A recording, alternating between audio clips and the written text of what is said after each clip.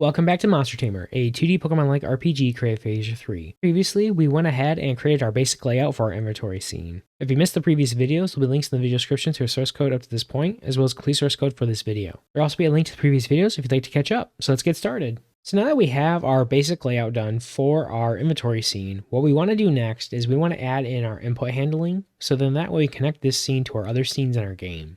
And so for our input handling, this is going to be very similar to what we did in our monster party scene, where in our update method, we're going to go ahead and listen for our back key if it was pressed.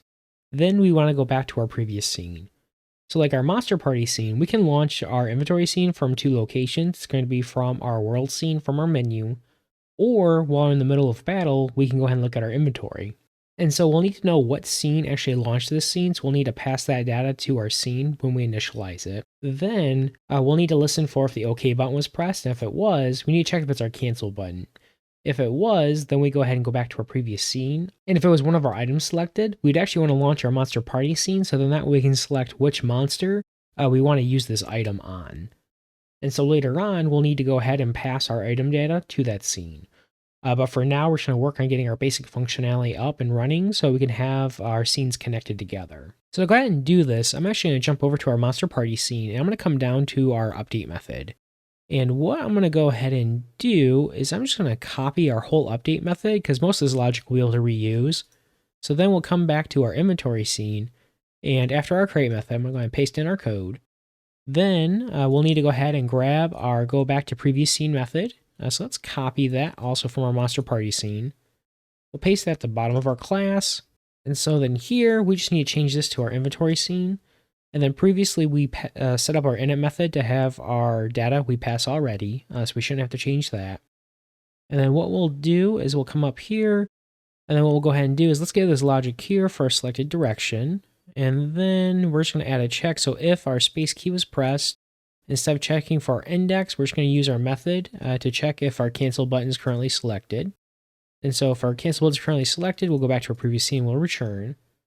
Otherwise, what we'll want to do is we want to lock our input, and we'll go ahead and get rid of this to do here. And then when we lock our input, we'll want to go ahead and launch our monster party scene. And so we'll change this, and we want to pause our inventory scene. And let's go ahead and update our reference. We don't need our monster details. Instead, we want this to be equal to our monster party scene data. So then we'll have our previous scene name, and then we can go ahead and set that equal to our scene keys in our inventory scene.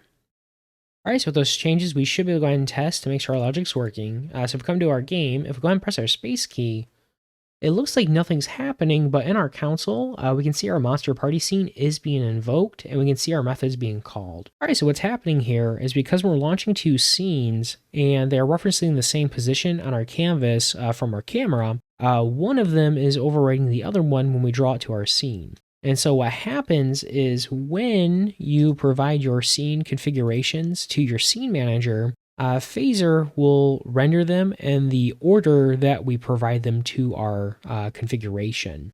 And so, because we provide our inventory scene as our last scene that was added to our scene manager, that means it's going to have a higher priority in the Z index, so it's going to show on top of all of our other scenes.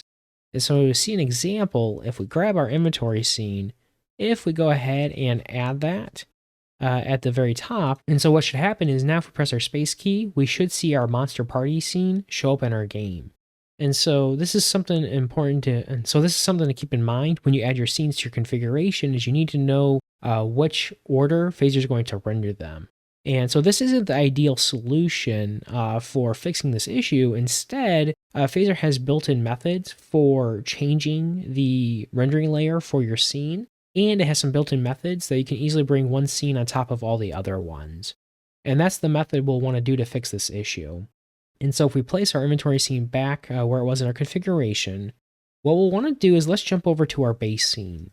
And what we're going to do is in our create method, after we have set everything up for our scene, we're just going to go ahead and reference our current Phaser scenes. We're going to do the scene. To go ahead and grab our scene manager, and we're going to call the bring to top method. And what this does is this method allows you to specify a scene that you want to go ahead and bring to the top of your scene list, so that way it's going to render above all your other scenes. And if you don't provide that scene name, then phasers are going to use the current scene that invoked that method and put that on top of all of our other ones. So now that we've added that, if we come back to our scene and we test, if we hit our space key, we should now see our inventory scene without any issues.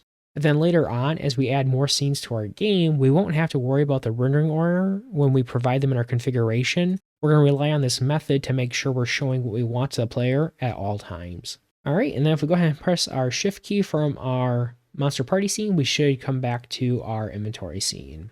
So now we validate our logic for switching scenes is working. We need to go ahead and finish adding in our logic for handling our input. And so after we check if our space key was pressed, we're going to check to see if our arrow keys are pressed and then update our cursor accordingly. And so what we'll do is at the bottom of our update method, we're going to go ahead and do const. Let's add in our variable. We'll do selected direction. We're going to reference our controls. And we're just going to grab get direction key just pressed. So then what we'll do is we're just going to check if our selected direction does not equal direction none.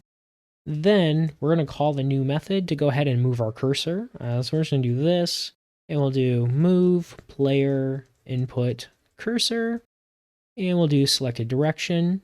And then we're going to go ahead and call our update item description text. So then that way after we update our index and our game object, we'll change our text down here. So then what I'm going to go ahead and do is let's go ahead and add this new method. And so we'll come down to the bottom of our class. Let's just copy this. And we're going to go ahead and do move player input cursor. We're going to expect direction as our only parameter. And then what we'll do is let's do our switch statement. And we'll do direction. And we'll do our various cases. And so what I'm going to do is I'm going to jump over to monster party scene. And I'm going to grab the whole switch statement that we currently have for that logic there. Let's go ahead and paste it. And then let's go ahead and update our logic. So let's get rid of this here. We'll keep our direction up. We'll have our direction down. Let's get rid of that logic. And then if we go left or right, we want to go ahead and just return. We don't actually need to do anything. We'll keep our direction none to go ahead and break. And then let's go ahead and add in our exhaustive guard. And then real quick, we'll come back here. And I'm just going to copy our type definition here. I'm going to go ahead and copy our JSDoc type here, and we'll go paste that above our method. All right, and then what we'll want to do is when we press these keys, we want to go ahead and update our actual index value. And so if we press up, we're just going to do this. We'll do our selected inventory option index, and we'll decrement it by 1. And then what we'll do is we'll just add a safeguard. If we get to the top of our list and we press up, we're going to loop back down to the bottom. And so we're going to go ahead and just do if our selected inventory index is less than 0. That means we're at the top and now we went negative. Then we're just going to go ahead and reset it to be equal to our inventory length. So we'll do our selected inventory option index and we'll do inventory and we'll grab our length. And now we just want to do the inverse of this for down. So let's copy this. And so when we go down, we're just going to increment by 1. And then when we check for our value, we're just going to check if we're greater than our inventory.length. Then we want to reset this to 0. And then that will come to the top of our inventory. All right, then so after we update our index, now we actually need to update our position for our cursor here. And so we just need to calculate our y values. We're going to do const. We'll do y is going to be equal to 30 plus, we want to grab our selected inventory option index. We'll multiply by 50 for our spacing. And then we'll go ahead and do this. We'll do our user input cursor, and we'll call the set y value, and we'll go ahead and pass in y. So now back in our scene, what we should be able to do is if we press it up and down, we should loop through our options, and our text down here should update to match our relevant option.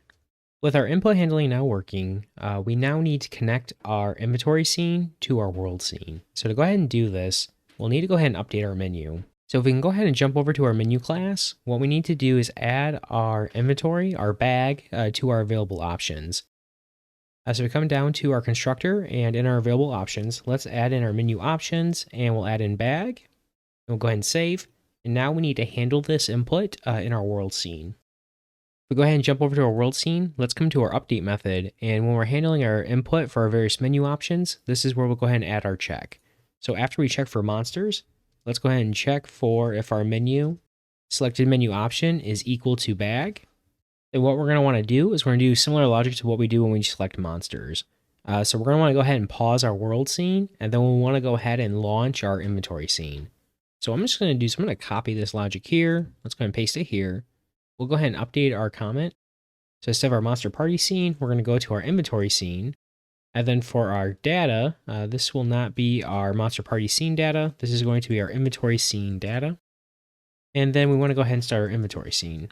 So now if we want to jump over to our preload class, let's go ahead and go down to where we start up our scenes. And instead of starting in our world scene, let's go right to our world scene so we can go ahead and test. All right, so once our scene loads, if we come over to our game, let's go ahead and go into our menu. We'll see our bag options available. If we go ahead and select it, we jump over to our inventory scene. If we go ahead and select cancel, we jump back. And if we go ahead and hit our back button or shift key, we also come back as well. Go ahead and select on our potion, we should jump into our monster party scene.